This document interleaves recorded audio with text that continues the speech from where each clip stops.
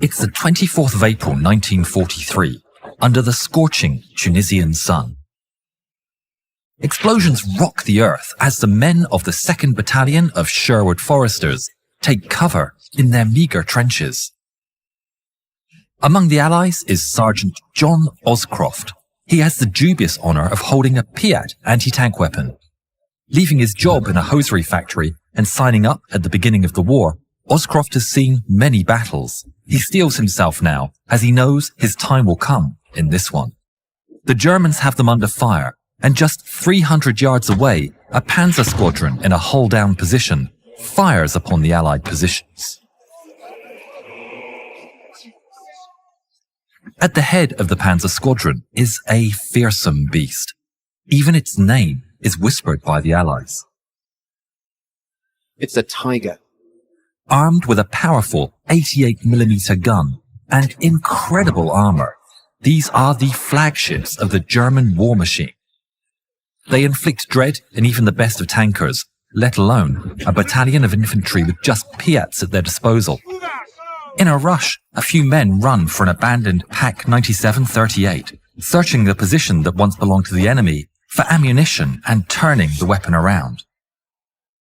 Tiger crews are under strict instructions not to let their tank fall into enemy hands, even going so far as to equip the crews with charges to destroy the tank before capture. So for the Allies, taking one out is a colossal undertaking, let alone capturing a Tiger with its fangs and claws intact. Meanwhile, at the bottom of the hill, a charge of German soldiers appears from behind the panzers, attacking the Allied positions with the cover from the war machines. But despite the incredible danger, the men of the Foresters crawl out of their trenches and unleash hell upon the advancing enemy, cutting through the German ranks with their rifles and LMGs. The panzers fire back with their cannons and machine guns, inflicting terrible casualties on the defenders. But the German tankers are suffering far worse, and their charge falters, being forced to retreat.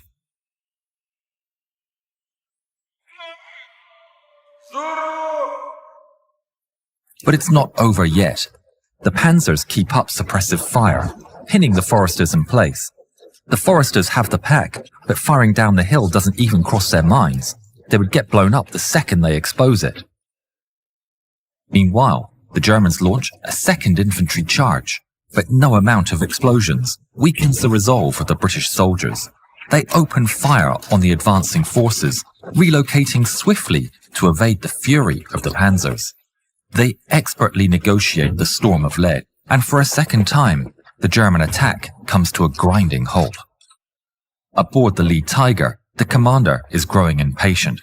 He's in disbelief as the second wave withers before his eyes. Full of resolve, he orders his panzers to cover him. He'll show these Allies what German steel is capable of. The beast roars as it pounces from its cover and charges up the slope. The side of its turret is marked with the designation 131. Atop the hills, the Sherwood Foresters are shocked at the sight of the attacking Tiger.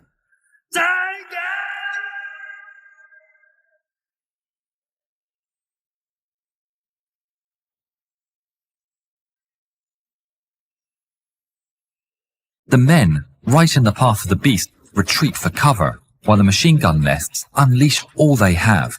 Their bullets ping off the German armour, doing little more than annoying the crew inside. In the distance, a group of Churchill tanks spots the advancing wonder weapon emerging from cover. Tiger! Inside the Churchill, a gunner quickly takes aim and fires. A shell flies across the battlefield. The shell falls short. It hits an Allied universal carrier, and the explosion rises into the air. The Tiger commander scans the terrain. Gott in Himmel! There's so many of them! Panzer! 1500 Meter! The German commander goes white. He knows that the only real threat to them is the British tanks, He decides instantly to abandon the attack on the infantry and jump back into cover. He pulls back and rotates the turret towards the threat. He realigns the tank to get the heaviest frontal armor facing the British tanks. The Churchills take careful aim. It's incredibly difficult to get a hit at this range, but the gunner steadies himself and fires. It looks to be on target. Almost. A smoke mortar pings off 131.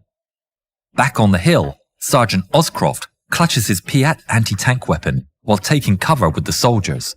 They see the Tiger retreating behind the hill, and the men spot the opportunity. Go for it, John. One man against a colossal metal beast. Gritting his teeth, Oscroft bravely charges into action, Piat in hand. He crawls over the hilltop and finds the Tiger maneuvering for another attack. Oscroft is unmoved by the sight of the massive tank before him. His mind is laser-focused on this task. His heartbeat races as he crawls closer to the steel monster, but he doesn't get there in time. The Tiger peeks back over the ridge, aiming straight at the Churchills. It fires with an earth-shaking boom, propelling an 88mm shell across the sky. Their aim is lethal. It slams into one of the Churchills, punching straight through the armor and taking it out in a ball of flame. The Churchills fire back in response, hitting the German tank multiple times with their 57mm guns, but round after round bounces uselessly off its thick armor as it retreats behind cover. Oscroft is shaken to his core by the muzzle blast. His ears are ringing. It's just one man against a giant. But he pushes on. He takes aim and pulls the trigger. The shoulder-fired mortar goes off with a bang. The warhead arches towards the enemy. It's a hit. Oscroft looks on in hope that turns to horror as he sees the warhead bounce off the Tiger's turret, leaving it intact. The Tiger stops. Slowly, the turret rotates around until Oscroft is staring into the maw of the beast. Shaking himself, he rushes to hide amidst the hill's rocks and tall grass, and to his massive relief, the German crew never see him. The Tiger repositions and peeks back up the hill, intent on cutting down the Churchills one by one. But this time, the Sherwood Foresters are ready. The Pak 9738 opens fire alongside the Churchills, throwing a rain of shells at the big cat.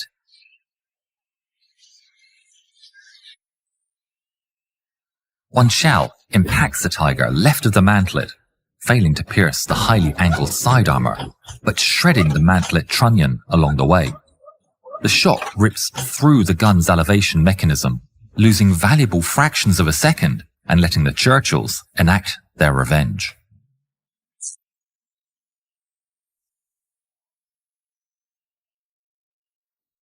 A 57mm shell zips right under the barrel and glances against its thicker base, deflecting the shell's path towards the lower mantlet. The impact jams the turret rotation, and fires fall into the cabin, striking the gunner, driver, and radio. The shot commander orders, "Bail out." The loader and commander swing open their hatches and rush to escape, dragging the wounded alongside them. They barely make it out before another Churchill shell punches straight through the loader's open hatch. The Germans make it, but in their haste, they forget to set the charges to destroy the Tiger. The Sherwood Foresters successfully return to their positions and hold the hill with the abandoned Tiger just 5 feet away. Out of options, the remaining German panzers retreat, leaving the precious Tiger in the hands of the Allies, largely intact. Tiger 131 would be recovered days later as the front line moved away from the area. The state of the Tiger was incredible. Running gear was intact, the gun was virtually intact and capable of firing, and the interior damage was minimal. Well, looks like she's still got it, boys.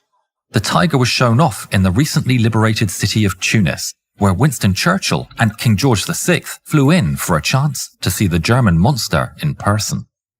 Oscroft, after the war, went back to working in a hosiery factory. Today, Tiger 131 resides in the Tank Museum in Bovington, UK. They've done an incredible job of restoring the vehicle and keeping it in perfect working order, while still keeping some of the scars of her dramatic final battle. Tiger 131 became something of a film star, appearing as the nemesis to Brad Pitt's tank crew in the motion picture Fury.